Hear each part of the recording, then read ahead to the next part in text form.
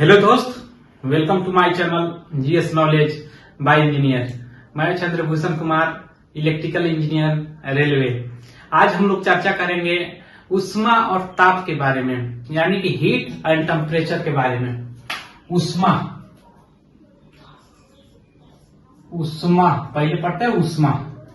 Heat, इसको English में बोला जाता है हीट। हीट क्या है? ठीक, तो हीट को देखते हैं। हीट यानी कि उष्मा ऊर्जा का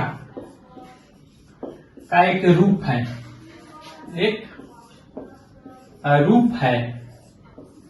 ठीक। तो बोल दिया कि उष्मा क्या है?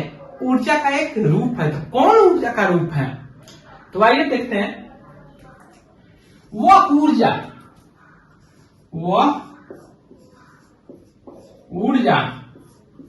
जो गर्मी का अनुभव कराता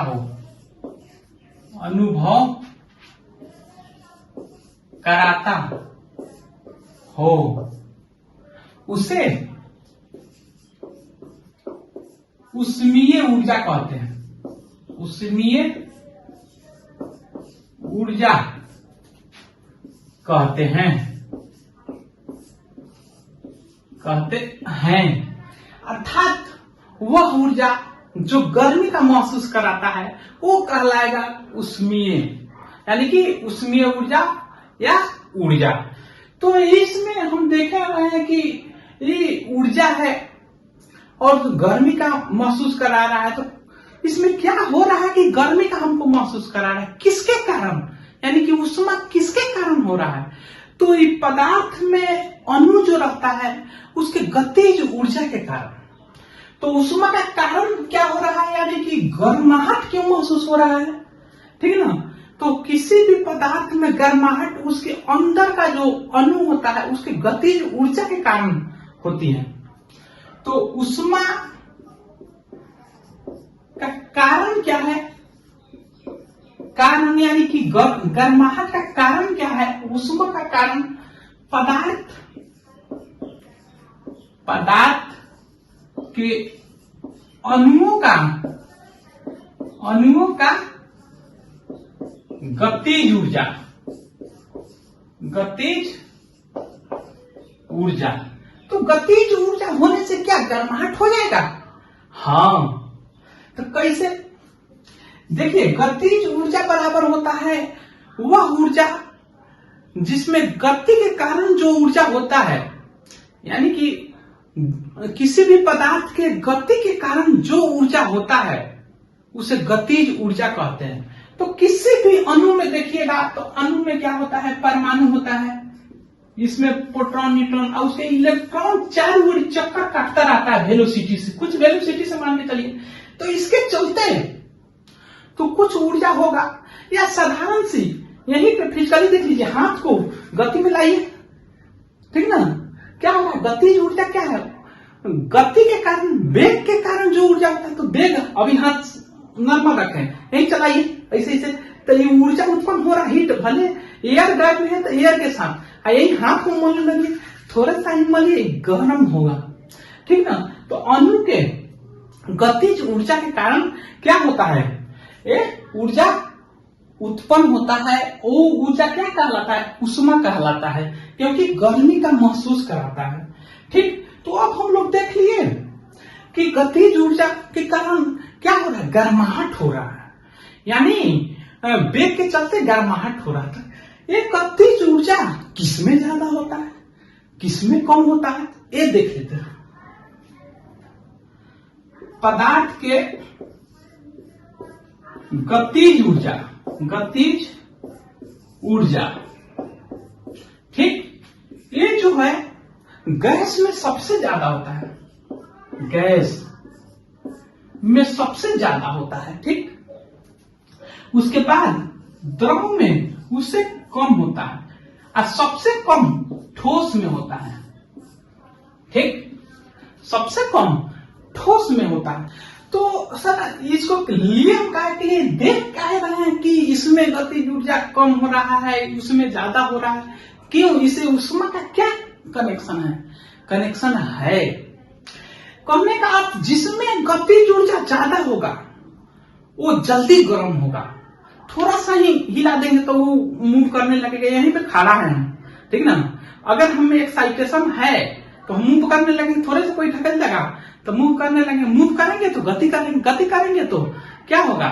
उसमें ऊर्जा होगा, यानी कि हीट होगा, गर्म होगा, ठीक ना। तो वही गैस में थोड़ा सा ही हीट कर दीजिए, वो हिले डोलने लगेगा, यानी कि गति करने लगेगा, यानी कि जल्दी हीट हो जाएगा। थोड़ा सा ही दीजिए, भाप बन के उड़ने लगेगा। उससे अधिक गर्म करना है द्रव को तो उससे अधिक हीट लगेगा, यानी कि इसका गति जो होता है इसमें कम होता है, जिसके चलते क्या उष्मा जल्दी इसमें नहीं उत्पन्न होगा, या उष्मा लगाएगा तो जल्दी गर्म नहीं होगा, उससे कम ही होगा, ये जल्दी ठोस जल्दी गर्म नहीं होगा। या इसके उल्टा बोले तो इससे उष्मा प्राप्त करने के लिए ज्यादा हिलाना, ज्यादा देर तक मोशन कराना पड़ेगा, कि इसका जो परमाणु रहता है ना, अणु रहता है, वो बैठा रहता है, जल्दी हिलता नहीं है। इसलिए इसको जोर से हिलाइएगा तभी होगा, हीट प्रोड्यूस होगा, ठीक। तो हम लोग पदार्थ का देख लिए, गतिज ऊर्जा के बारे में। अब देख लेते हैं कि जो उष्मा है इसको किसमें, इसका मात्रक क्या है और इसको मापने के लिए क्या यूज करते हैं। तो इसका मात्रक, उष्मा का मात्रक जो है जूल होता है, जूल। अब देखिए उष्मा क्या है? ऊर्जा का एक रूप है। उष्मा क्या है? ऊर्जा का एक रूप है। ऊर्जा क्या है? काम करने की क्षमता को ऊर्जा कहते हैं, यानी कि कार्य एक प्रकार का है, कार्य। बता समझ में? तो ये तीनों लगभग सेम होता है अगर यूनिट में देखा जाए तो ये तीनों का जो यूनिट होता है वो सेम होता है, जूल। समझ आया? ये तीनों का जो यूनिट होता है सेम होता है, उष्मा का, ऊर्जा का। ऊर्जा में देख लीजिए, ऊर्जा में गतिज ऊर्जा हो गया, गति के कारण जो ऊर्जा, ठीक। स्थिति के कारण जो ऊर्जा होता है उसको स्थितिज ऊर्जा कहते हैं, स्थितिज ऊर्जा, ठीक। दोनों को जोड़ दीजिएगा तो यांत्रिक ऊर्जा होता है, यांत्रिक ऊर्जा, यांत्रिक ऊर्जा। यानी कि यांत्रिक ऊर्जा क्या है? गतिज ऊर्जा और स्थितिज ऊर्जा के योग को यांत्रिक ऊर्जा करते। तो ये सभी ऊर्जा, तो सभी का क्या मात्रक हो जाएगा? जूल। तो अब हम लोग तो देख लिए उष्मा का मात्रक जूल है, लेकिन व्यवहारिक रूप से उष्मा का जो मात्रक है हम लोग जो यूज करते हैं उसको कैलोरी में माप करते हैं, ठीक। व्यवहारिक मात्रक जो है, मात्रक या प्रचलित बोल सकते हैं, क्या है? कैलोरी। कैलोरी बात है समझ में? कैलोरी बोलिए, किलो कैलोरी बोलिए। अब तो हम लोग देख लिए कैलोरी है, तो ये तो एक प्रकार का मात्रक है, यानी कि जिस प्रकार से वजन को हम किलो में मेजर करते हैं, वजन को हम किलो में मेजर करते हैं वो मात्रक है, लेकिन वजन को मापते किससे है? तराजू से। तो उसी प्रकार उष्मा का मात्रक कैलोरी है या जूल है, लेकिन उष्मा को मापते किस यंत्र से है, ठीक ना। तो यंत्र, मापने वाला यंत्र जो उष्मा को मापता है उस यंत्र का नाम है कैलोरीमीटर, कैलोरी मीटर। बात आया समझ में? इसको शॉर्ट में सीएल कहते हैं। अब देख लेते हैं कैलोरी किसे कहते हैं।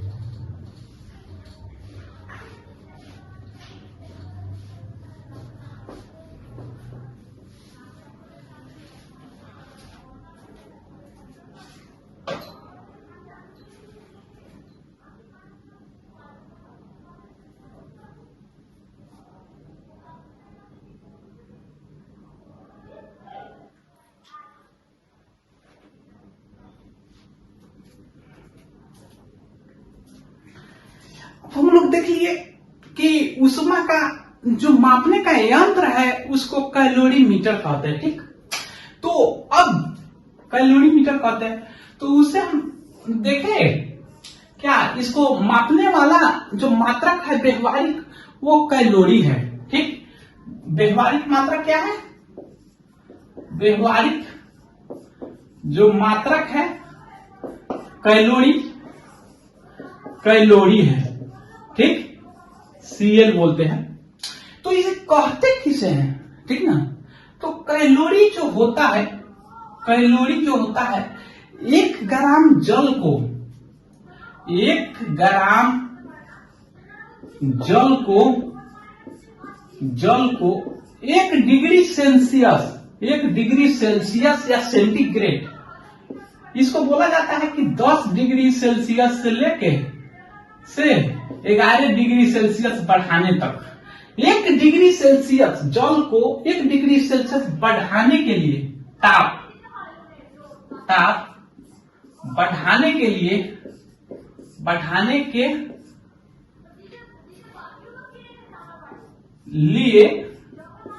जितना ऊष्मा की आवश्यकता होती है, ऊष्मा की आवश्यकता होती है, उसे 1 कैलोरी कहते हैं। 1 कैलोरी कहते हैं। इसे 1 CAL कह सकते हैं। 1 कैलोरी बराबर जो ऊष्मा का मात्रा होता है 4.182 जूल होता है। ठीक, ये पूछता है कि 1 कैलोरी बराबर कितना जूल के बराबर होता है। हाँ, ठीक, 1 कैलोरी बराबर कितना होता है? इतना जूल होता है। या इसी को लिख सकते हैं, 1 कैलोरी बराबर 4.2 जूल होता है अप्रोक्स। ठीक, ये क्वेश्चन में पूछा है, पूछा हुआ क्वेश्चन है। ठीक, अब देख लेते हैं, तो देख लिए। अब ऊष्मा बहता किधर, इसका तो डायरेक्शन होगा, ऊष्मा बहता किधर से किधर है। ठीक ना, तो ऊष्मा जो बहता है उच्च ताप से निम्न ताप की तरफ, ऊष्मा का प्रभाव, ऊष्मा का प्रवाह ये होता है उच्च ताप से क्या होता है, निम्न ताप के तरफ, निम्न ताप के तरफ क्या होता है, ऊष्मा प्रवाहित होता है,